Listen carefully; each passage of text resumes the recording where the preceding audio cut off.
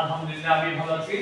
যাক, তাহলে আমরা গত ক্লাসে জামাতার যে সাধারণ জামাতার যে নিয়মগুলি রয়েছে বা নিয়মগুলো আছে সেগুলোর মধ্যে আমরা ক্রয় এবং বিক্রয় এই দুইটা পার্ট নিয়ে আমরা আলোচনা করেছিলাম। এইখানে ক্রয় বিক্রয়ের ক্ষেত্রে আমরা চেকে ক্রয়, নগদে ক্রয়, ধারে ক্রয়, আবার ঠিক একইভাবে বিক্রয়ের ক্ষেত্রেও সেম চেকে, নগদে, ধারে বিক্রয় নিয়ে আমরা কথা বলেছি। পাশাপাশি এই লেনদেনগুলোর উপর হিসাব সমীকরণ যে রয়েছে L = L প্লাস E এর উপরও কি আমরা প্রভাবটা দেখিয়েছি। ঠিক আছে, যাক, তাহলে আজকে আমরা আলোচনা করব আরো কিছু বিষয়। তার মধ্যে প্রথম আসি আমরা ক্রয় ফেরত। পণ্য সাধারণত ক্রয় করলে সেটা আবার কি আসে? ফেরত আসে, ফেরত দেয়। পণ্য ক্রয় করে সেটা কি করে? ফেরত দেয়। আর পণ্য বিক্রি করলে সেটা ফেরত আসে। এই ক্ষেত্রে কি হয়? সাধারণত পণ্য ক্রয় ফেরত এবং বিক্রয় ফেরতের ক্ষেত্রে পণ্য ক্রয় ফেরত এবং বিক্রয় ফেরতের ক্ষেত্রে সবসময় আমরা মনে করব লেনদেনটা বাতিল হয়েছে। কি হয়েছে? বাতিল হয়েছে। সুতরাং যখন লেনদেনটা বাতিল হয়েছে সেক্ষেত্রে আমরা ক্রয় ফেরতের জন্য কি লিখব?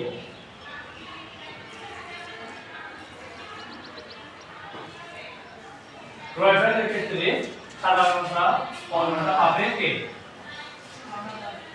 পাওনাদার। আর যেটা আসবে সেটা হলো কি? ক্রয় ফেরত হিসাব। তবে পাওনাদার হিসাব ডেবিট আর ক্রয় ফেরত হিসাব ক্রেডিট। এবার এক্ষেত্রে আমার কোন কোন উপাদানের উপর প্রভাব পড়ছে? পাওনাদার ডেবিট হওয়ার কারণে আমার এই এল বা দায় কমে যাচ্ছে, তাহলে এল হ্রাস পাচ্ছে। পাশাপাশি ক্রয় ফেরতের মাধ্যমে আমি যদি 2 লক্ষ টাকা পণ্য ক্রয় করি, পণ্য যখন ফেরত দিয়ে দেব তখন সেই ক্রয়টা কি 2 লক্ষ টাকা থাকবে না আরো কমে যাবে? আমি 2 লক্ষ টাকা পণ্য ক্রয় করছি, কোনো কারণে পণ্য নষ্ট করছে বা হয় নাই বা যেমন বলছি তেমন আসে নাই, তো সেক্ষেত্রে কি হবে? পণ্যটা আমি ফেরত দেবো। তো যদি ফেরত দিই আমার পণ্য কমে যাবে না? পণ্য কমার সাথে সাথে আমার কি কমবে? তার কাছে যে টাকা আছে, আমার কাছে যে টাকা পাবো সেটাও কি কমবে। তাহলে পণ্য ফেরতের মাধ্যমে আমার ব্যয় হ্রাস পাচ্ছে। তাহলে ব্যয় হ্রাস মানে কি হবে? ব্যয় হ্রাস পাচ্ছে না? তাহলে ব্যয় হ্রাস পালে কি হবে? ক্রেডিট। তাহলে এখানে কি হবে? লাভ। মালিকানা শব্দ সহজ করো। তাহলে মালিকানা শব্দ সহজ করো। বিক্রয় ফেরত। তাহলে বিক্রয় ফেরতের ক্ষেত্রে কি? বিক্রয় ফেরত হলে আমার কাছে আসে, আমার কাছে কি আসে। তো আমার কাছে আসলে আমি এখন কি পাবো না? আমি কি পাবো, যে পাবে সে ডেবিট হবে। তাহলে বিক্রয় ফেরত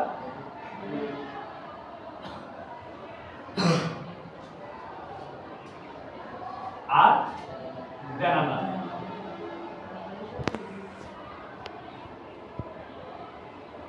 তাহলে বিক্রয় ফেরতের মধ্যে যেটা আমি পাচ্ছি তাহলে আমি ডেবিট হবে, যেভাবে সে ডেবিট আর যে ডেবিট সে কি ক্রেডিট হবে। তাহলে আমি কার কাছ থেকে পাচ্ছি? ওই আমি তার কাছে ধারে পণ্য বিক্রি করছিলাম, তার কাছ থেকে কি পাচ্ছি? পণ্য পাচ্ছি। এবং সে কে? আমার দেনাদার। সে আমার কে? ওকে, আচ্ছা। এবার যাই, আমরা যখন ব্যবসা করতে যাই তখন অনেক সময় কি করি? ব্যবসা থেকে পণ্য নিয়ে আসি, মালিক ব্যবহার জন্য কিনে আসে, পণ্য নিয়ে আসে।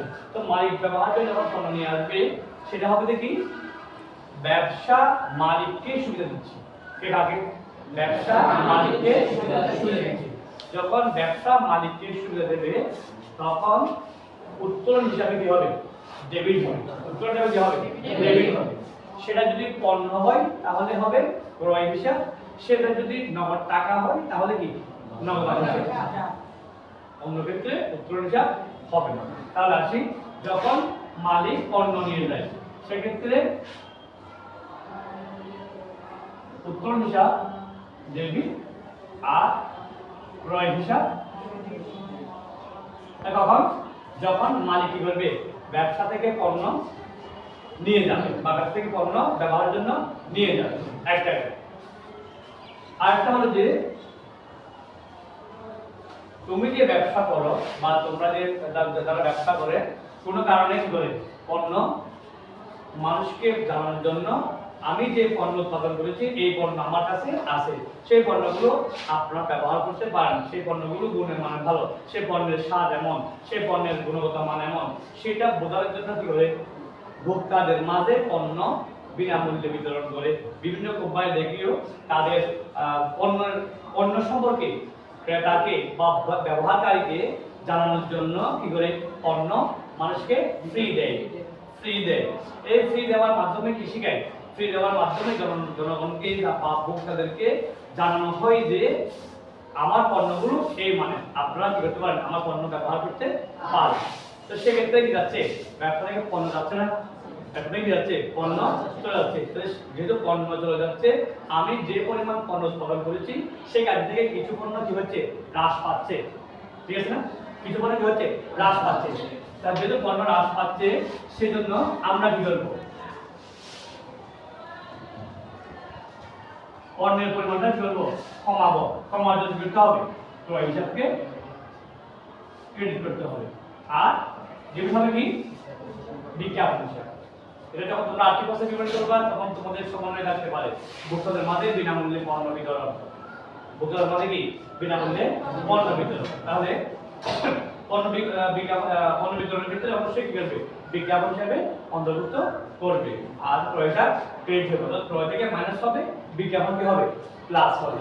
এক্ষেত্রে উত্তোলন এবং ক্রয় বলে উত্তোলন দামের সাথে থেকে মালিকানা শর্ত থেকে, অর্থাৎ মালিকানা সমান কি, ই সমান হলো C plus R minus E minus D, capital plus revenue minus expense minus drawing.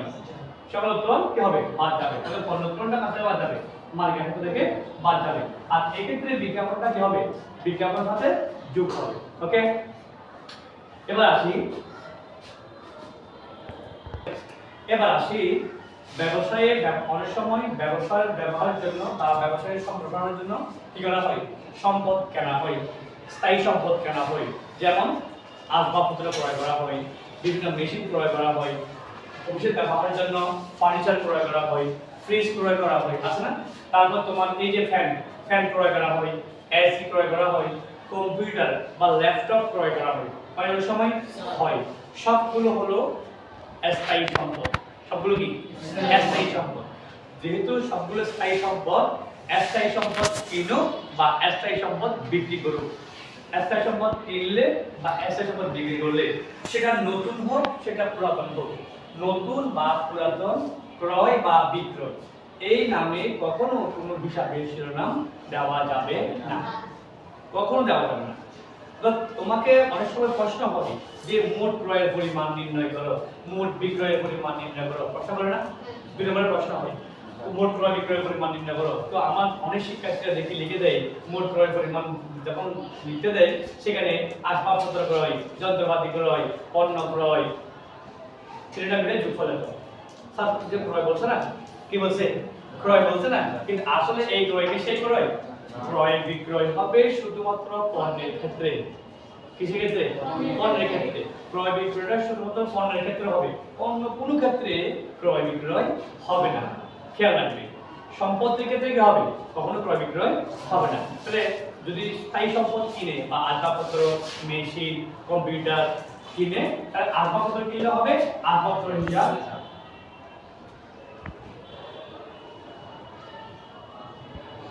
আর নগদান হিসাব। কেন নগদান হিসাব? কি যে সম্পদে কখনো প্যাকেট বাকিতে কিনে, সম্পদ কখনো বাকিতে ক্রয় করা হয় না, সম্পদ সব সময় নগদে ক্রয় করা হয়।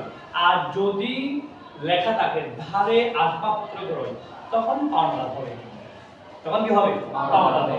এমনি সম্পদ কখনো কি করা হয় না, বাকিতে ক্রয় করা হয় না, আবার বাকিতে বিক্রয়ও হয় না। লেখা থাকলে তখন তুমি কি লিখবে, পাওনা লিখবে। সেখানে যদি যন্ত্রপাতি হয় তাহলে যন্ত্রপাতি আসবে, আসবাবপত্র যন্ত্রপাতি হলে আসবাবপত্র বা যন্ত্রপাতির নামে লিপিবদ্ধ হবে। কিন্তু যদি ফ্যান ক্রয়, অফিসের জন্য ফ্যান ক্রয়, অফিসের জন্য ল্যাপটপ ক্রয়, অফিসের জন্য কম্পিউটার ক্রয়, অফিসের জন্য এসি ক্রয়, অফিসের জন্য ফ্রিজ ক্রয়, অফিসের জন্য দেওয়া, উপরি ক্রয়, এইগুলোকে তুমি কি নামে লিখবে? কি নামে লিখবে? সবগুলো একটা নাম, অফিস সরঞ্জাম। অফিস সরঞ্জামটা ডেবিট আর নগদ হিসাব ডেবিট। একটা সম্পদ বাড়তেছে, একটা সম্পদ কমতেছে। এই কাজগুলো তোমার কোথায় কাজ করবে? এই বিষয়গুলো তোমার সবচেয়ে বেশি কাজে লাগবে যখন তুমি বিপরীতকে হিসাব সমীকরণের প্রভাব দেখাবে। কারণ সেখানে তোমাকে কি করতে হবে? এই a = l+e প্রমাণ করতে হবে। a = l+e প্রমাণ করতে গেলে তোমাকে এই জিনিসটা অবশ্যই ভালো করে জানতে হবে। তোমার যদি ভালো করে জানা থাকে সেক্ষেত্রে কি হবে না? ভুল হবে না। কথাটা খেয়াল রাখবে। তাহলে আমরা আবার একটু রিপিট করি যে সম্পত্তির ক্ষেত্রে কখনোই আমরা ক্রয় বিক্রয় লিখব না। সম্পত্তি ক্রয় করা হোক বা বিক্রি করা হোক, সম্পত্তি নতুন হোক বা পুরাতন হোক, কখনো ক্রয় বিক্রয় নতুন পুরাতন এই ধরনের কোনো কথা দিয়ে হিসাবের শিরোনাম হবে না।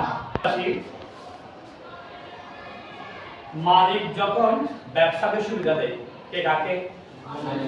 মালিক যখন ব্যবসাকে সুবিধা দেয় অবশ্যই মূলধন হিসাবে ক্রেডিট করবে, অবশ্যই মূলধন হিসাবে ক্রেডিট করবে। যেমন 5 লক্ষ টাকা নিয়ে ব্যবসা আরম্ভ করলো, 5 লক্ষ টাকা নিয়ে ব্যবসা আরম্ভ করলো, তাহলে মালিক কাকে সুবিধা দিয়েছে?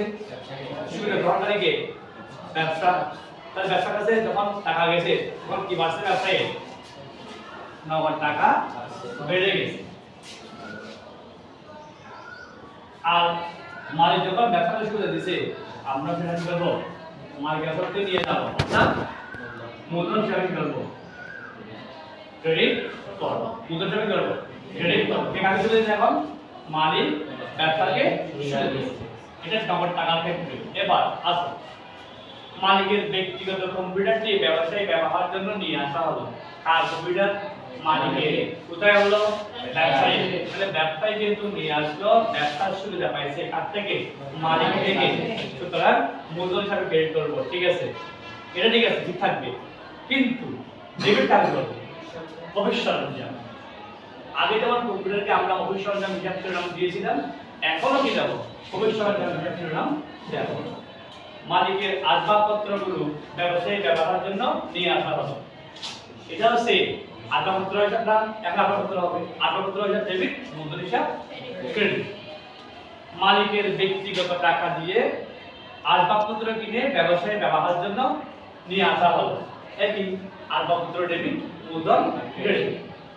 ঠিক আছে, তাহলে মালিকের ব্যবসায়ের কর্মচারীদের বেতন মালিকের ব্যক্তিগত তহবিল থেকে পরিশোধ করা হলো। ব্যবসায়ের কর্মচারীদের বেতন মালিকের ব্যক্তিগত তহবিল থেকে পরিশোধ করা হলো। তাহলে এক্ষেত্রে কি হবে?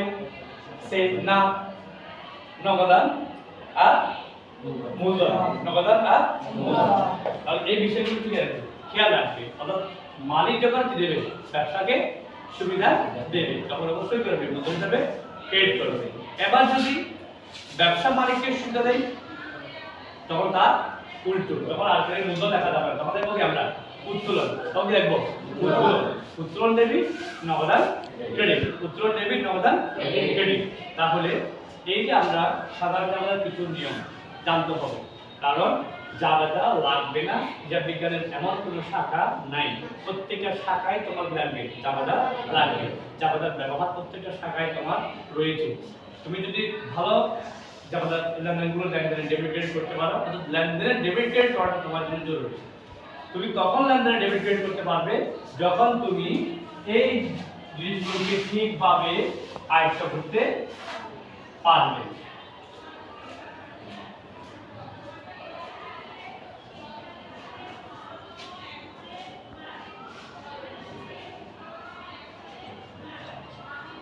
তাহলে এই পাঁচটা হিসাবে যখন তুমি সঠিকভাবে চিনবে, এই পাঁচটা হিসাব সঠিকভাবে চেনার মাধ্যমে তুমি প্রত্যেকটা লেনদেনের, কারণ প্রত্যেকটা লেনদেনের মধ্যে এই পাঁচটা হিসাবে যে কোনো কয়টা? দুইটা অথবা একটা।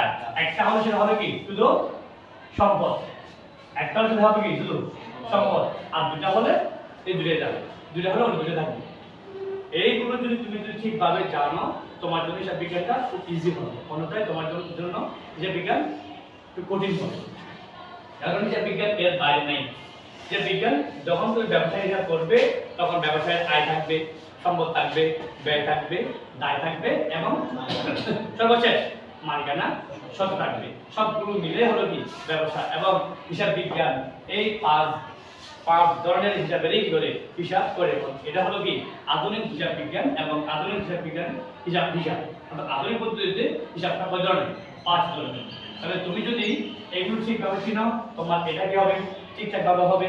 এটা ঠিকঠাক ভাবে হলে তোমার খতিয়ান ঠিকঠাক ভাবে হবে। খতিয়ান ঠিকঠাক ভাবে হলে হিসাবের কার্যদৃষ্ট যাচাই সঠিক হবে। হিসাবের কার্যদৃষ্ট যাচাই সঠিক হলে তোমার আর্থিক অবস্থার বিবরণী কি হবে? সঠিক হবে। সেই আর্থিক অবস্থার বিবরণীর মধ্যে গিয়ে 3টা অংশ থাকবে: বিশদ আয় বিবরণী, আর্থিক মালিকানা সত্ত্ব বিবরণী এবং আর্থিক অবস্থার বিবরণী। তাহলে বিশদ আয় বিবরণী কি হবে? আমার সমস্ত আয় ব্যয়। মালিকানা সত্ত্ব বিবরণী কি হবে? মালিকানা সত্ত্ব। আর্থিক অবস্থার বিবরণী কি হবে? সম্পদ এবং দায়। তাহলে আমি যদি এই তিনটা এইটা চিনি, তাহলে এটা হবে ঠিক। না চিনলে এটাও ঠিক হবে না। কারণ দেখা যাবে যে আমি বিশেষ আয় বিবরণীর মধ্যে কি দিয়ে দিয়েছি? সম্পদ দিয়ে দিয়েছি, তাহলে দায় দিয়ে দিয়েছি। তাহলে সম্পদ এবং দায় জন্য কিছু লাগবে না। সম্পদ এবং দায় জন্য কে? মালিকানা সত্ত্ব বিবরণী, আর্থিক অবস্থার বিবরণী। সম্পদ এবং দায় জন্য কে? আর্থিক অবস্থার বিবরণী। সুতরাং বিষয়গুলো খেয়াল রাখবে এবং সম্পদের যে সাধারণ যে নিয়মগুলো একটু মাথায় রাখবে আর বারবার পড়বে। সবচেয়ে বড় হচ্ছে তুমি নিয়মগুলো যদি বারবার পড়ো, দেখবে যে একবার, দুইবার, তিনবার, চারবার, পাঁচবার পড়তে পড়তে তোমার একটু হয়ে যাবে, মোটামুটি তোমার ধারণা হয়ে যাবে। তো আজকে এই পর্যন্ত। সবাই ভালো থাকবে। সবাইকে প্রীতি এবং শুভেচ্ছা জানিয়ে আজকের মধ্যে বিদায় দিচ্ছি। আল্লাহ হাফেজ।